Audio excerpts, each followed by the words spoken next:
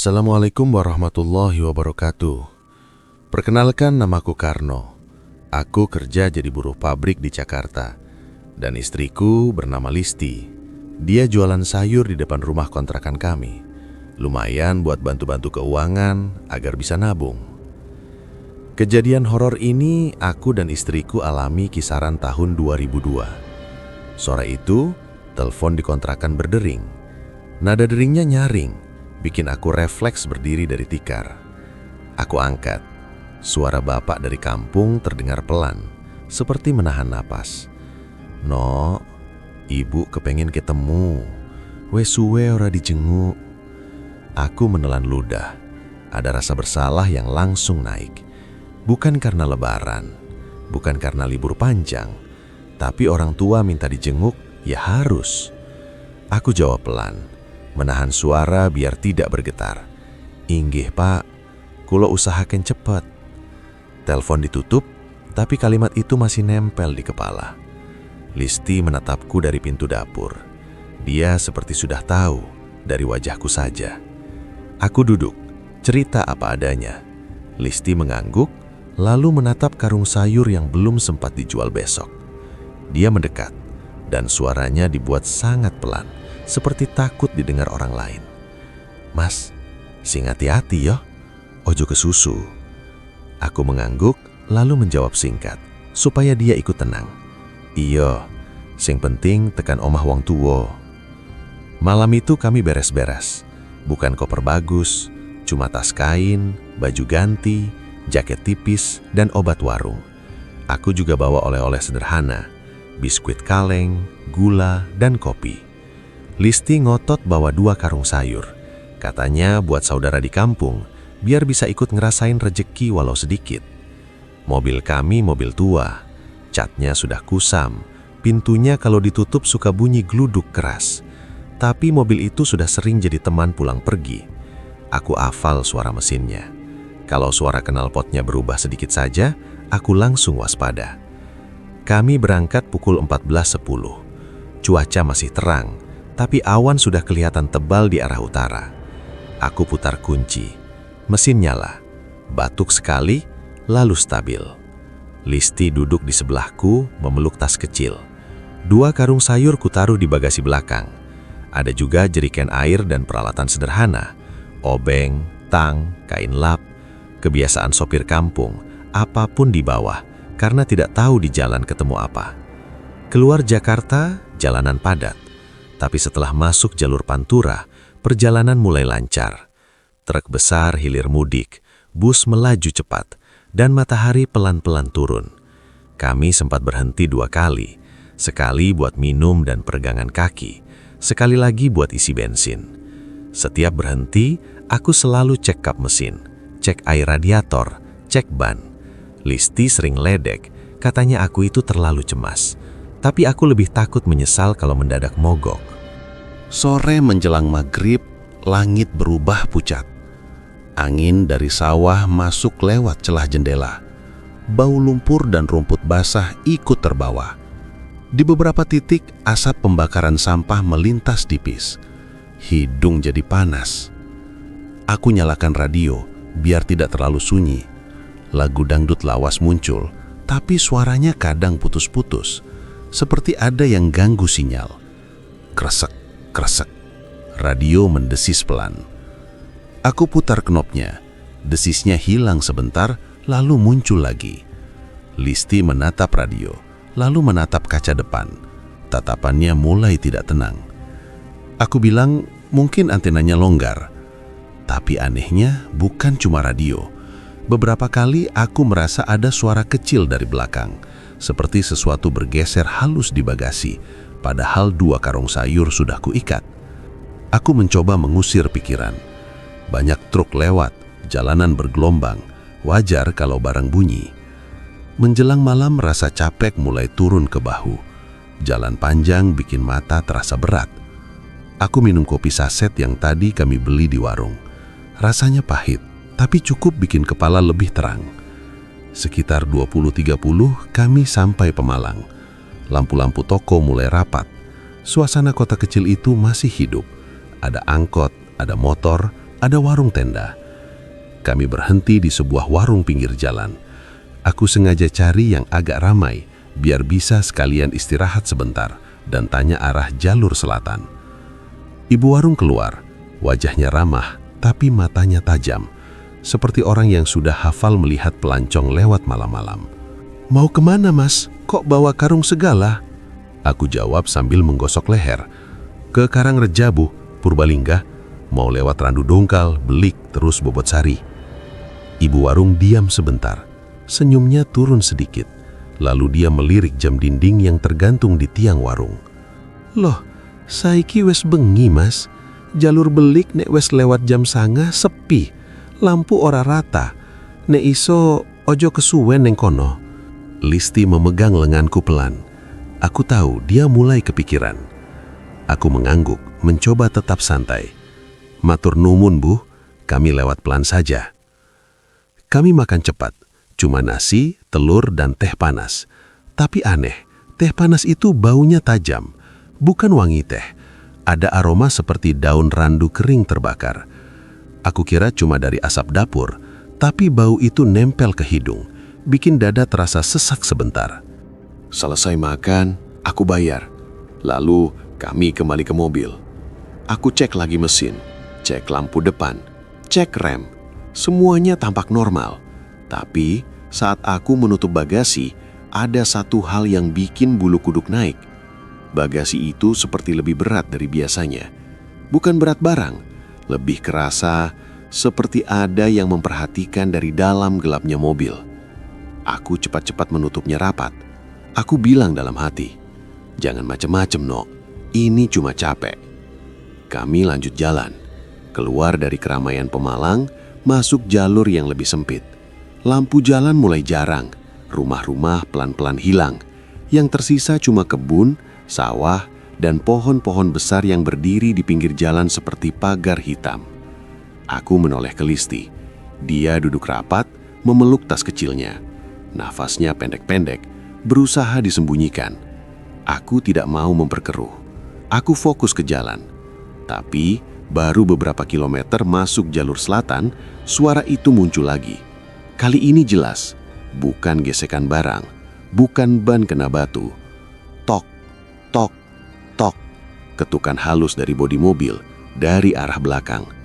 Tanganku mengencang di setir, keringat dingin keluar dari punggung, padahal udara luar mulai dingin. Listi berbisik, suaranya seperti ketahan di tenggorokan. "Mas, krungu ora?" Aku tidak langsung jawab. Aku menatap lurus ke jalan gelap yang mulai naik turun, lalu menelan ludah keras. Aku hanya bilang pendek, supaya kami tidak makin panik. "Krungu, tapi jangan dibahas. Kita jalan terus." Dan malam itu, tepat ketika aku membelokkan setir lebih dalam ke arah Randu Dongkal, rasa sepi di jalur itu seperti menutup kami dari segala sisi. Seolah-olah begitu masuk, tidak mudah keluar begitu saja. Begitu benar-benar keluar dari Pemalang, lampu kota langsung tertinggal. Jalan mulai sempit, aspalnya tidak rata. Di kiri kanan, kebun dan pohon-pohon tinggi berdiri rapat, seperti dinding gelap yang ikut berjalan bareng mobilku. Aku sengaja menurunkan kecepatan, bukan cuma karena takut jalan rusak, tapi karena suasananya berubah cepat. Angin malam masuk lewat celah jendela, dingin sekali. Bau tanah lembab dan daun basah menusuk hidung, seperti habis hujan tipis. Padahal setauku, tadi di Pantura tidak hujan. Listi diam. Tangannya masih memeluk tas kecil di pangkuannya. Sesekali dia mengusap lengan sendiri, menahan dingin. Aku mencoba membuka obrolan, biar pikirannya tidak kemana-mana. "Kalau capek, kamu tidur dulu saja." Listi menggeleng pelan. "Aku pengen nemenin, biar kamu nggak ngantuk." Aku mengangguk. Aku juga tidak mau sendirian dalam suasana seperti itu. Radio masih menyala, tapi suaranya kecil, kadang mendesis. Kresek, kresek. Suara radio putus nyambung. Aku tekan tombol mati. Dalam gelap seperti ini, desis radio justru bikin kepala tambah tegang. Setelah radio mati, yang terdengar cuma suara mesin, gesekan ban, dan angin yang menyusup dari luar. Beberapa menit kemudian, ketukan itu muncul lagi. Kali ini lebih teratur. Tok, tok, tok. Bukan dari dalam, Rasanya dari luar bodi mobil, dekat pintu belakang sisi kiri. Seperti ada jari mengetuk pelan, minta dibukakan. Aku langsung mengencangkan pegangan setir. Aku tidak menoleh ke belakang. Aku tidak mau memberi kesempatan pikiranku membayangkan macam-macam. Listi menahan napas. Bibirnya gemetar, tapi dia berusaha diam.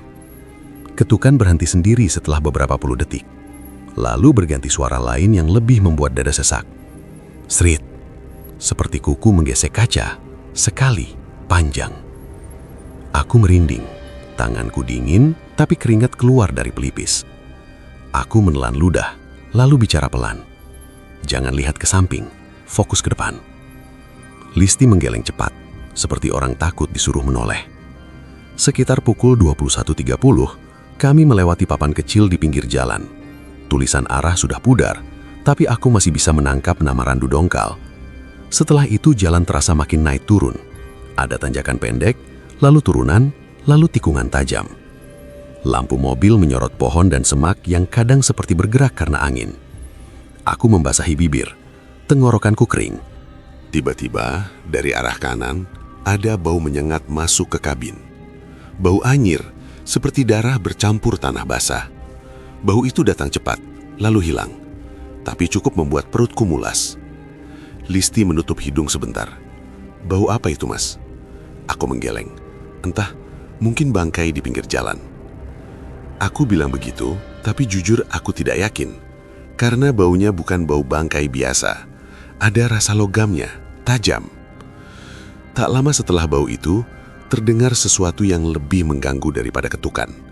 Seperti bisikan, bukan jelas kata-katanya, tapi nadanya seperti orang mengerang pelan di luar mobil. Suara itu tipis, seperti lewat celah daun. Aku menahan napas. Aku coba menutup telinga dengan logika.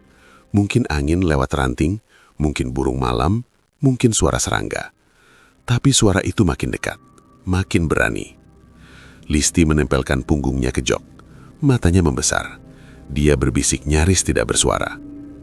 Mas, kok rasanya kayak ono sing melu numpak? Kalimat itu membuat jantungku seperti dipukul. Aku tidak menjawab dengan panjang.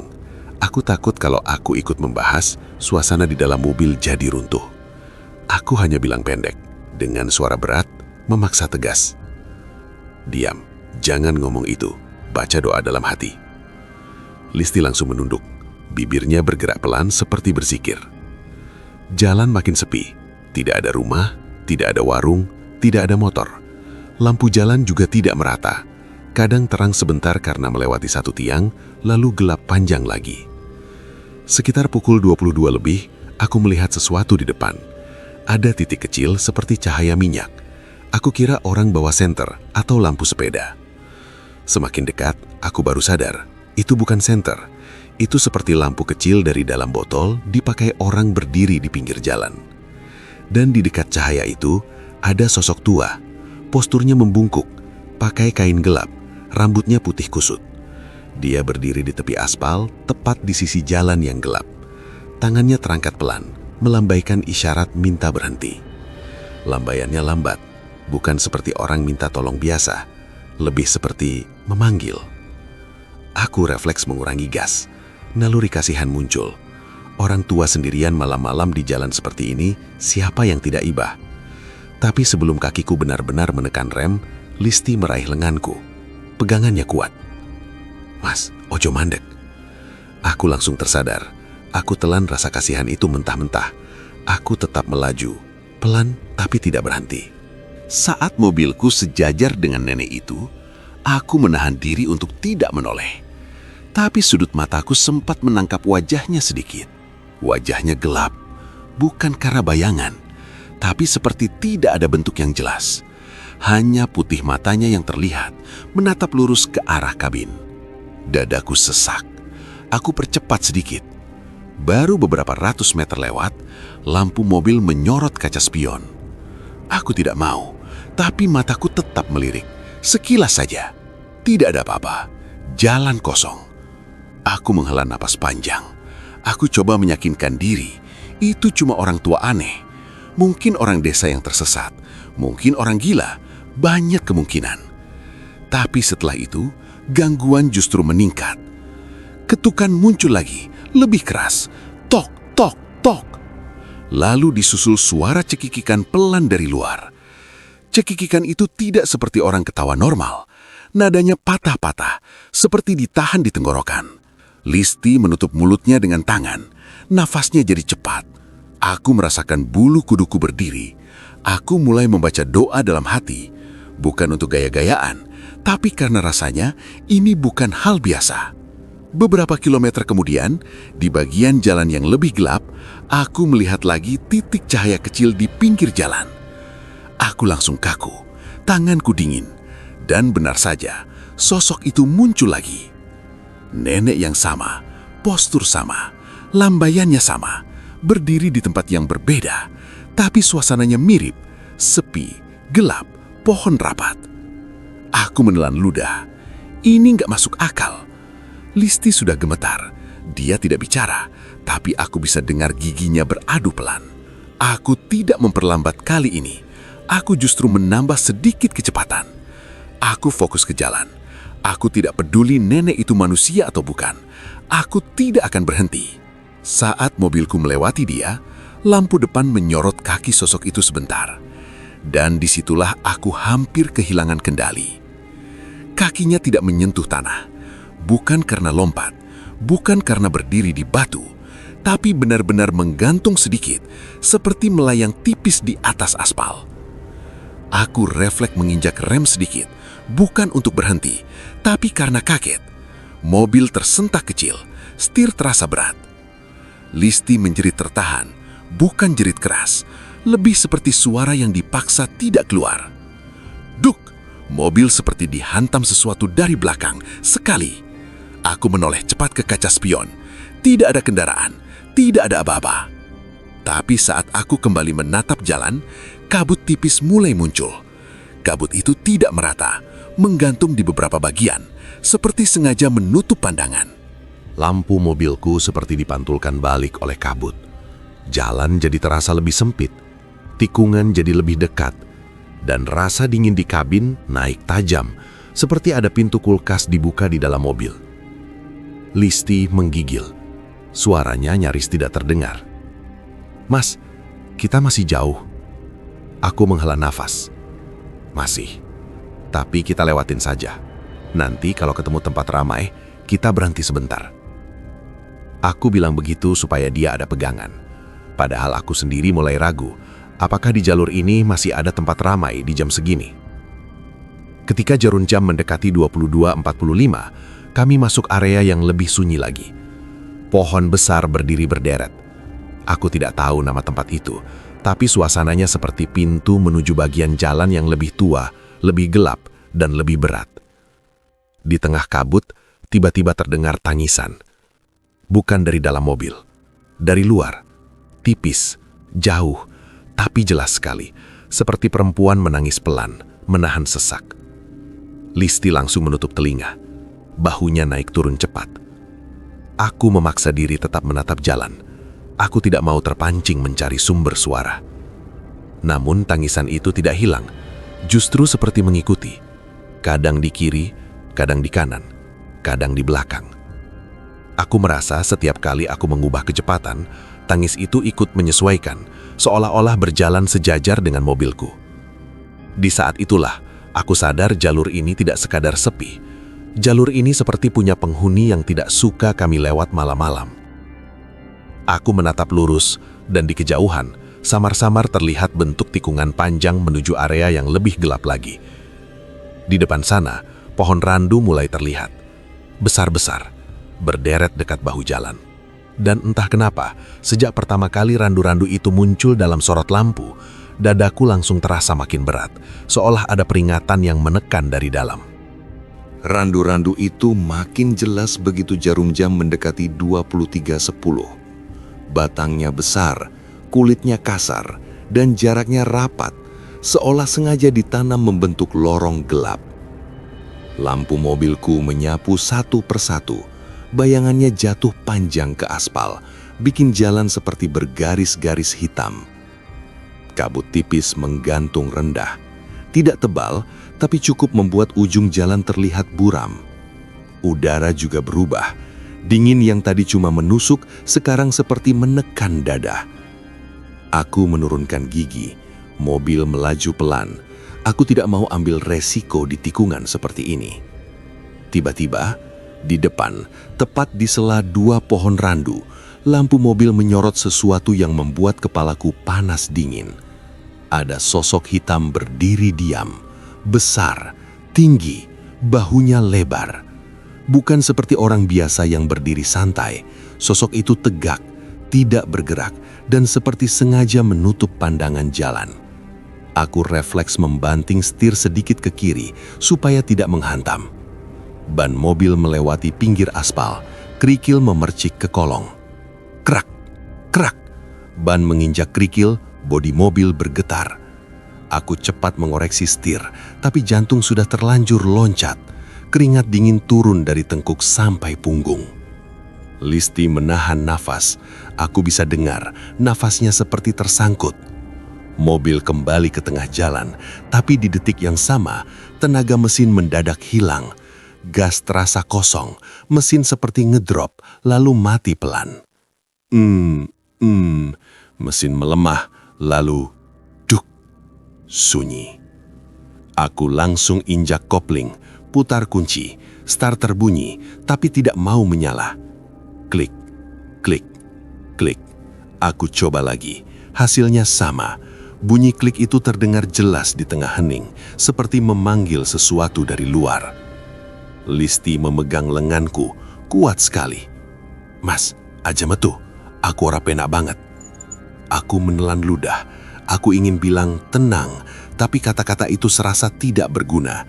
Karena suasana di luar mobil terlalu berat, terlalu pekat, seperti ada yang menunggu kami panik. Aku duduk diam beberapa detik, mata menatap lurus ke depan. Randu besar berdiri tepat di sisi kanan, dekat sekali dengan kap mobil.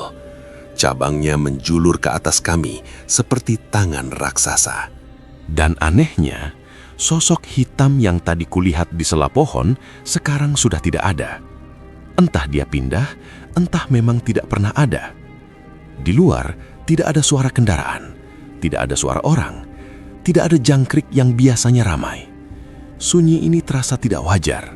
Lalu, dari luar, terdengar ketukan pelan di kaca belakang. Tok, tok. Aku membeku. Ketukannya tidak keras, justru halus, seperti orang yang sopan minta dibukakan pintu. Listi menutup mulutnya, menahan suara, matanya berkaca-kaca, wajahnya pucat. Aku memaksa diri tetap menatap depan. Aku tidak mau menoleh. Aku takut kalau menoleh sekali, aku akan melihat sesuatu yang tidak bisa kulupakan seumur hidup. Ketukan berhenti. Aku tarik nafas panjang, pelan-pelan. Aku coba starter lagi. Masih tidak mau. Aku buka sedikit jendela, cuma seperempat. Bukan untuk keluar, tapi supaya bisa dengar kalau ada orang lewat. Aku berharap ini cuma masalah aki dan nanti ada orang bantu.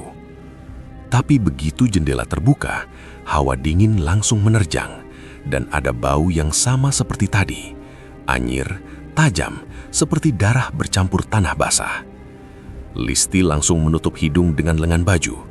Aku menutup jendela lagi, cepat. Beberapa detik kemudian, ada suara lain, bukan ketukan. Seperti kuku menggaruk pelan dari luar, dari atas kaca depan. Seret, seret. Aku menatap kaca depan. Dalam sorot lampu, muncul goresan tipis. Bukan satu, ada beberapa garis, seperti seseorang sedang menulis dengan kuku. Tenggorokanku kering. Aku pegang tasbih kecil yang biasa kusimpan di konsol. Tanganku gemetar, tapi aku paksa kuat.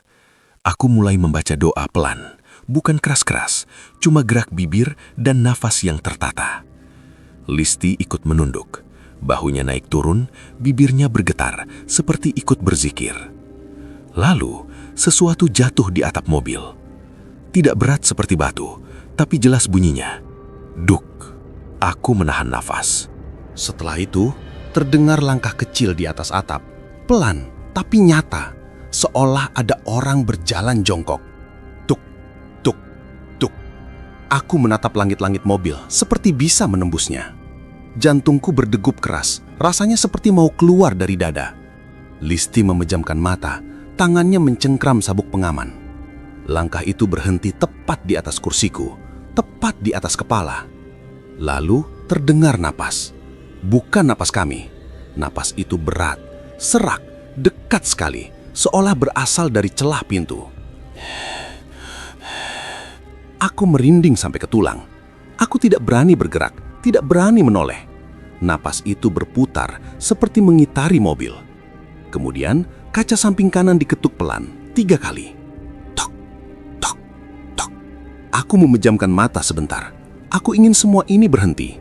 Tapi justru di saat mata terpejam, aku merasa seolah ada yang semakin dekat. Listi berbisik, suaranya pecah. "Mas, kursi mburi." Aku langsung membuka mata. Sekilas, aku menoleh ke spion tengah tanpa sengaja. Dan disitulah napasku seperti berhenti. Di spion itu, kursi belakang terlihat, harusnya kosong. Tapi ada sesuatu yang menutupi sebagian pandangan, seperti kain hitam tergantung. Dan di balik kain itu, ada putih matanya. Putih matanya besar, tidak berkedip. Aku cepat-cepat menatap depan lagi. Aku tidak mau memastikan lebih jauh. Aku takut kalau aku memastikan akal sehatku runtuh. Aku pegang setir erat. Aku paksa suaraku tetap stabil saat bicara ke Listi. "Jangan lihat, kamu baca doa saja." Listi menangis tanpa suara. Air matanya jatuh, tapi dia menahan isak. Bahunya gemetar terus. Di luar, suara cekikikan muncul lagi. Kali ini tidak jauh, seperti dari dekat randu, dari arah kanan mobil. "Hihi, hihi." Lalu suara tangisan menyusul, tipis, seperti perempuan menahan sakit. Aku memejamkan mata lagi, lalu menarik napas dalam. Aku sadar kalau aku tetap diam tanpa usaha, kami bisa membeku sampai pagi dengan ketakutan yang sama. Aku harus melakukan sesuatu yang masuk akal, walau kecil. Aku buka laci kecil, mengambil senter. Tanganku gemetar. Aku nyalakan, tapi tidak kubuka pintu. Aku cuma menyorot dari balik kaca depan, menyapu jalan di depan, kiri dan kanan. Sorot senter memantul di kabut. Tidak jauh tembusnya. Aku menyorot ke arah batang randu di kanan. Dan di sana, tepat di sisi pohon, ada bekas seperti kain terseret. Tanahnya agak teraduk, seperti ada sesuatu yang baru saja lewat, tapi tidak ada jejak kaki yang jelas. Aku menelan ludah. Lalu, senterku menyorot ke bawah pohon randu besar yang menaungi mobil. Di situ, ada sesuatu yang bikin dadaku makin sesak. Ada tumpukan daun randu kering, padahal di atas daun itu terlihat masih ada embun segar, seolah baru dijatuhkan barusan. Dan di antara daun itu, ada bau anyir yang paling kuat, seperti sumbernya dari situ. Aku mematikan senter. Aku tidak mau memberi kesan menantang. Beberapa menit berlalu, rasanya seperti berjam-jam. Kadang ketukan muncul lagi, kadang langkah di atap muncul sebentar, lalu hilang. Kadang terdengar napas serak dekat kaca, lalu menjauh. Di salah satu momen, seluruh mobil seperti ditekan dari atas. Bukan seperti diinjak satu orang, lebih seperti ada beban berat jatuh pelan. "Greg!" Listi menjerit tertahan. Aku refleks memegang pundaknya, menenangkan. Tapi aku sendiri hampir tidak sanggup. Aku akhirnya menunduk, lalu berkata pelan, seperti bicara ke diri sendiri. "Ya Allah, kalau ini ujian, kuatkan kami. Kalau ini gangguan, jauhkan." Setelah itu entah kenapa, suara di luar sedikit meredah. Tidak hilang sepenuhnya, tapi seperti mundur satu langkah. Aku memanfaatkan momen itu untuk mencoba starter lagi. Aku putar kunci. Klik, klik. Masih tidak mau. Aku memukul pelan setir, bukan marah, tapi putus asa. Aku sadar, kemungkinan besar kami memang harus menunggu sampai ada orang lewat. Dan di jalur seperti ini, jam segini, siapa yang lewat? Aku melirik jam. Sudah lewat malam hari. Aku menatap kaca depan. Kabut masih menggantung. Randu-randu masih berdiri seperti penjaga. Di kejauhan, gelap seperti lubang panjang yang tidak ada ujungnya. Aku menelan ludah, lalu berbisik ke Listi. "Kita jangan keluar. Kita tunggu sampai ada yang lewat. Subuh pasti ada orang ke sawah." Listi mengangguk lemah. Air matanya terus jatuh. Tangannya masih menggenggam tas kecil, seperti itu satu-satunya pegangan hidup. Malam terus berjalan, dan di bawah randu besar itu, aku merasa waktu melambat. Seolah-olah siapapun yang menguasai tempat ini tidak ingin kami cepat-cepat pergi. Aku menatap jam di dashboard. Angkanya lewat tengah malam. Lampu kecilnya redup, seperti ikut takut. Aku menggosok kedua telapak tangan, berusaha menghangatkan. Tapi dingin di dalam mobil bukan dingin biasa. Rasanya seperti merembes dari luar, menembus jok, menembus tulang. Listi bersandar kaku. Matanya tidak lepas dari kaca depan. Dia seperti menahan diri supaya tidak menoleh ke spion. Napasnya pendek-pendek, lalu disamakan pelan, seperti orang yang sedang berusaha tidak pingsan. Aku mencoba mengalihkan perhatian dengan hal masuk akal. Aku buka kap mesin? Tidak mungkin. Keluar di bawah randu begini, rasanya seperti menyerahkan diri. Aku memilih cara paling aman. Aku cek kunci kontak. Aku cek panel. Lampu aki menyala lemah. Aku curiga aki drop. Tapi anehnya, sebelum mogok tidak ada tanda. Tidak ada bunyi aneh. Tidak ada mesin tersendat panjang. Aku menelan ludah. Kita tunggu saja, jangan keluar.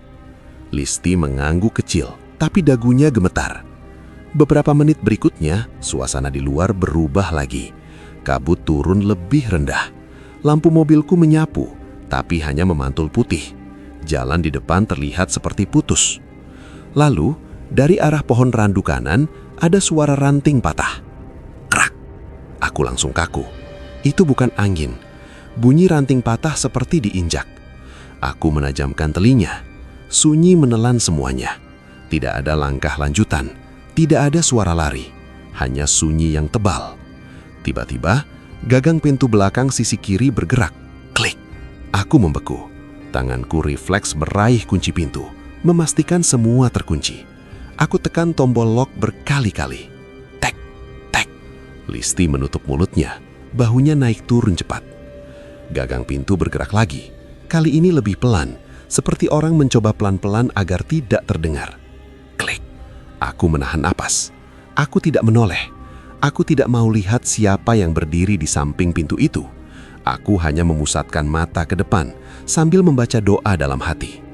Lalu kaca belakang diketuk pelan, seperti ketukan orang yang tidak sabar tapi masih menahan diri. Tok! Tok! Tok! Setelah ketukan ketiga, terdengar suara bisik yang serak menempel di kaca. Dekat sekali, bukan seperti dari jauh. Seperti mulutnya ada tepat di balik kaca. Karno. Aku merinding. Aku tidak pernah bilang namaku di jalan ini. Tidak pernah teriak, tidak pernah panggil siapa-siapa. Tapi suara itu menyebut panggilan yang biasa dipakai keluargaku di kampung. Listi menggenggam lenganku sampai sakit. Aku menahan diri untuk tidak menjawab. Aku tahu, sekali aku menanggapi, itu seperti membuka pintu. Bisik itu muncul lagi. Kali ini seperti menahan tawa. Buka, no. Aku memejamkan mata kuat-kuat. Aku mengatur napas. Aku tidak mau pikiranku pecah. Beberapa saat kemudian, suara itu hilang. Tapi yang datang berikutnya lebih membuat dada runtuh. Dari arah kursi belakang, terdengar suara kain bergeser. Pelan, seperti orang duduk mengubah posisi. Srek! Srek! Aku langsung merasa leherku kaku. Spion tengah ada di depan mataku, tapi aku tidak berani melirik. Aku takut melihat pantulan. Listi berbisik lirih, nyaris tidak keluar. Mas, ojo diparani. Aku hanya mengangguk kecil. Aku tetap menatap depan. Lalu terdengar napas lagi. Kali ini dari dalam kabin, bukan dari atap, bukan dari luar. Seperti ada yang menghembuskan napas pelan dari sela antara kursiku dan kursi Listi. Aku menahan napas sampai dadaku sakit. Tanganku meraba tasbih. Aku genggam erat. Aku mulai membaca doa lebih kuat dalam hati. Bibirku bergerak pelan. Aku tidak mau suaraku terdengar, seolah memancing balasan. Di luar, randu-randu berderit pelan. Bukan seperti tertiup angin, lebih seperti menahan beban. Kret. Aku membuka mata. Kabut di depan kaca seperti bergerak. Bukan bergerak karena angin, tapi seperti ada sesuatu yang melintas, lalu berhenti, lalu melintas lagi. Bayangannya tipis, tapi jelas menutup sorot lampu beberapa kali. Tiba-tiba, ada satu bayangan tinggi berdiri tepat di depan mobil, sangat dekat, sampai sorot lampu depan tidak bisa melewatinya. Aku melihat bentuknya seperti tubuh besar dengan bahu miring. Kepalanya seperti menunduk, menatap Kap. Aku tidak bisa menahan refleks. Aku menatapnya lebih jelas. Dan yang membuat tenggorokanku seperti tertutup, sosok itu tidak punya wajah yang utuh. Bagian depannya seperti gelap berlipat, hanya ada garis putih tipis seperti senyum, panjang sekali. Aku langsung menutup mata lagi. Aku tidak mau gambar itu menempel lama. Listi mengeluarkan suara seperti menangis tertahan. Aku berkata pelan, tanpa menoleh. Kita kuat, jangan jawab apapun. Sosok di depan tidak bergerak. Dia hanya diam, tapi justru diam itu terasa seperti tekanan. Seolah dia menunggu aku bereaksi. Lalu suara di luar berubah. Bukan ketukan lagi, bukan cekikikan, tapi suara seperti orang mengelilingi mobil sambil menyeret sesuatu. Serit, serit. Aku bisa merasakan getarannya dari lantai mobil, seperti ada benda diseret dekat ban. Aku membayangkan batu, aku membayangkan ranting besar, tapi aku tidak berani memastikan. Listi tiba-tiba memegang dadanya, seperti sesak. Aku takut dia pingsan. Aku meraih botol air, kubuka, lalu kusodorkan. Minum sedikit, pelan. Listi minum seteguk, lalu menutup mulutnya lagi. Air matanya jatuh ke pipi. Beberapa waktu berlalu, aku tidak tahu berapa lama. Menit terasa seperti jam. Lalu terdengar suara ayam jantan dari jauh, sangat jauh. Kukuruyuk, kukuruyuk. Aku hampir tidak percaya. Suara itu seperti tanda bahwa malam tidak selamanya menguasai tempat ini. Sesaat setelah suara ayam itu, tekanan di luar seperti mengendur sedikit. Kabut masih ada, tapi tidak sepadat tadi. Cekikikan sudah tidak terdengar, ketukan juga mereda. Namun ada satu gangguan terakhir yang membuat aku hampir lepas kendali. Dari luar kaca depan, muncul telapak tangan hitam menempel pelan. Jari-jarinya panjang, kukunya runcing. Telapak itu menekan, lalu menggeser perlahan ke samping, meninggalkan bekas seperti minyak gelap. Plok, aku menahan muntah. Bau anyir muncul lagi, kuat sekali, seperti disodorkan ke hidung. Aku memejamkan mata. Aku tidak mau lihat lebih lama. Beberapa detik kemudian, telapak itu hilang. Bau anyir juga pelan-pelan turun. Aku membuka mata lagi. Di depan, jalan masih kosong. Tapi langit di balik randu sudah tidak hitam pekat. Ada warna abu-abu tipis. Aku menatap jam. Hampir subuh. Aku menghela nafas panjang. Untuk pertama kalinya, aku merasa punya peluang keluar dari tempat ini. Aku menoleh sedikit ke Listi. Wajahnya pucat, tapi matanya masih terbuka. Aku dengar ayam. Orang sawah sebentar lagi lewat. Kita tunggu saja. Listi mengangguk lemah. Dan benar saja, dari kejauhan, samar-samar mulai terdengar suara langkah di aspal. Pelan, beraturan, seperti beberapa orang berjalan membawa alat. Aku menahan nafas, berharap itu manusia sungguhan, bukan suara lain yang sengaja dibuat supaya kami lengah. Suara langkah itu makin dekat. Bukan satu orang, ada beberapa. Sesekali terdengar bunyi logam kecil beradu, seperti cangkul atau sabit tersenggol. Kletang, kletang. Aku menahan napas, lalu menatap ke depan tanpa berkedip. Kabut masih menggantung, tapi sudah lebih tipis. Langit juga mulai kelihatan abu-abu.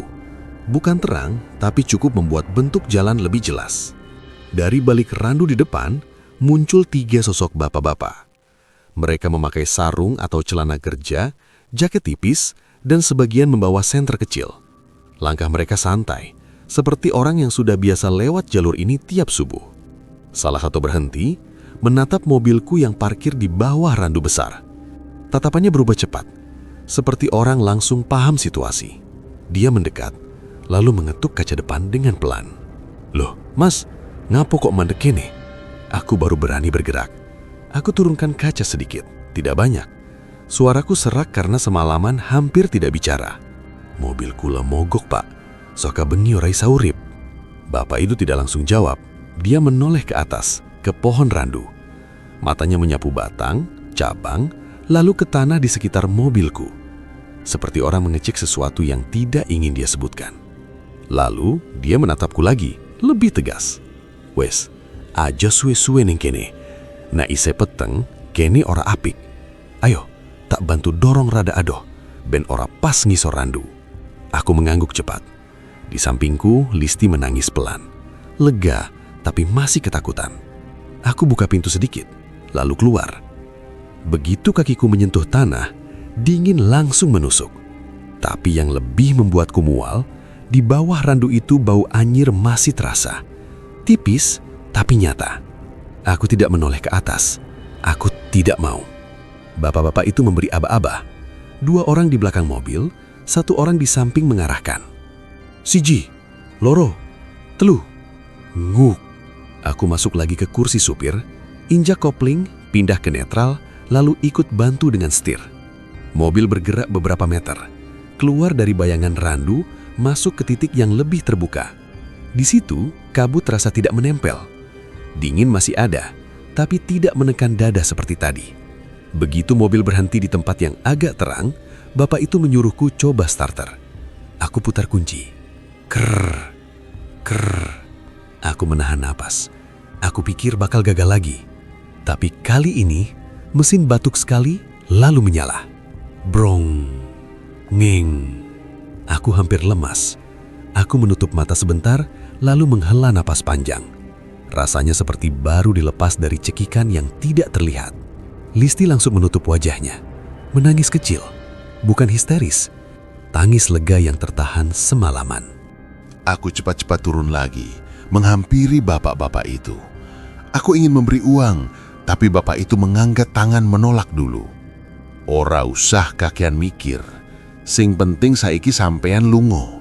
Nek arep matur nuwun, mung eling wae. Jalur kene nek wengi, ojo sok wani. Aku mengangguk cepat. Aku tetap menyelipkan sedikit uang ke tangan temannya, sekedar rokok atau kopi. Mereka tidak banyak bicara lagi, hanya mengangguk lalu melanjutkan jalan ke sawah, seperti tidak mau lama-lama dekat randu itu. Aku kembali ke mobil. Aku menutup pintu rapat. Tanganku masih gemetar. Aku menatap Listi. Matanya merah, pipinya basah. Tapi dia sudah bisa bicara. Mas, aku sumpah, aku ora pengen liwat kene maneh nek wis bengi. Iya, aku juga. Kami melanjutkan perjalanan pelan. Jalan masih naik turun, tapi suasananya berubah. Mulai ada tanda-tanda hidup, ada suara burung, ada asap tipis dari dapur rumah-rumah jauh, ada motor lewat sekali walau jarang. Saat matahari mulai muncul samar, aku baru berani melihat kaca depan lebih jelas. Bekas telapak tangan hitam tadi malam sudah tidak ada. Goresan di kaca juga seperti pudar. Tapi di dalam kepalaku, semua gambar itu masih jelas. Aku tidak berani membuka topik lebih jauh dengan Listi. Kami sama-sama capek. Kami hanya fokus sampai tujuan. Pagi menjelang siang, akhirnya kami masuk wilayah Karangreja. Rumah-rumah mulai rapat. Udara pegunungan terasa segar, tapi aku tetap merasa tubuhku dingin dari dalam. Begitu sampai rumah orang tua, bapak menyambut di teras. Wajahnya lega melihat kami datang. Ibu yang sedang sakit terbaring di kamar, tapi saat mendengar suaraku memanggil, matanya terbuka. Ada senyum kecil yang membuat hatiku langsung hancur. Aku duduk di samping ibu, menggenggam tangannya. Aku tidak cerita detail soal randu jajar. Aku tidak ingin ibu tambah kepikiran. Aku hanya bilang perjalanan tadi malam cukup berat. Di luar, Listi membantu saudara menurunkan karung sayur. Dia berusaha tampak normal, tapi aku bisa lihat, setiap kali ada suara ketukan pintu atau suara benda jatuh, dia refleks kaget. Hari itu aku sadar satu hal, pulang kampung itu bukan cuma soal sampai tujuan, tapi soal tahu batas. Kalau jalur sudah dikenal angker, sepi dan tidak aman saat malam, jangan memaksa lewat dengan alasan biar cepat. Kadang cepat itu malah mengantar kita ke keadaan yang lebih berbahaya. Dan aku juga belajar untuk tidak meremehkan peringatan orang lokal. Ibu warung di Pemalang sudah bilang, jangan kesuwen di jalur itu. Bapak-bapak sawah juga bilang tempat itu tidak bagus kalau masih gelap. Ternyata bukan sekedar menakut-nakuti. Kalau malam itu kami nekat turun dan buka kap mesin di bawah randu, aku tidak tahu apakah aku masih bisa menggenggam tangan ibuku pagi itu. Sejak kejadian tahun 2002 itu, aku jadi lebih peka sama pilihan waktu dan jalur. Aku tetap mudik, tapi aku selalu pastikan lewat jalur sepi sebelum gelap. Aku juga lebih sering berhenti dan istirahat daripada memaksakan diri demi cepat sampai. Rezeki itu penting, tapi keselamatan lebih penting, dan orang tua yang menunggu di rumah jauh lebih berharga daripada rasa ingin menang melawan waktu di jalan. Alhamdulillah, aku dan Listi selamat sampai rumah orang tua. Semoga kita semua selalu dijauhkan dari gangguan yang tidak terlihat dan dilindungi dalam perjalanan dimanapun berada. Wassalamualaikum warahmatullahi wabarakatuh. Kalau kamu pernah punya pengalaman di jalan yang bikin merinding, tulis di komentar ya. Jangan lupa dukung channel ini dengan like dan subscribe supaya aku semangat berbagi cerita lainnya.